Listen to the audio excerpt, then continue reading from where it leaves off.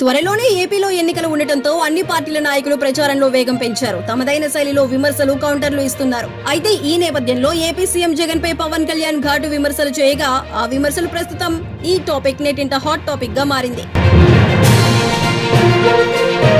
అయితే YCP MP Nandigam Suresh తాజాగా జనసేన అధినేత పవన్ కళ్యాణ్ పై తీవ్ర స్థాయిలో కామెంట్లు చేశారు. ఈ సందర్భంగా ఉదయ్ కిరణ్ మృతి తెరపైకి వచ్చింది. ఒకప్పుడు స్టార్ గా ఎదిగిన ఉదయ్ కిరణ్ మరణించిన విషయం తెలిసిందే. అయితే ఆయన మృతికి పవన్ కళ్యాణ్ కారణమని సంచలన ఆరోపణలు చేశారు ఎంపీ సురేష్.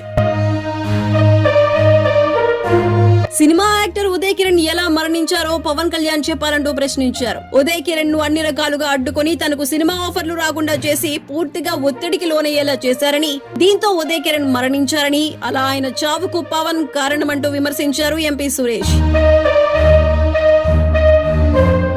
ఉదయ్ కిరణ్ మృతికి అసలు కారణాలు వేరని, ఆయన కుటుంబ సభ్యులే ఈ విషయాలను చాలా సందర్భాల్లో వెల్లడించారని, అనవసరంగా నిందలు వేయొద్దు అంటూ పవన్ కళ్యాణ్ అభిమానులు ఆగ్రహం వ్యక్తం చేస్తున్నారు. ఉదయ్ కిరణ్ మరణాన్ని రాజకీయాల కోసం వాడుకోవడం సరికాదని నెటిజన్లు ఘాటుగా స్పందిస్తున్నారు. మరి ఈయన కామెంట్ల పట్ల పవన్ కళ్యాణ్ ఏ విధంగా స్పందిస్తారో చూడాలి.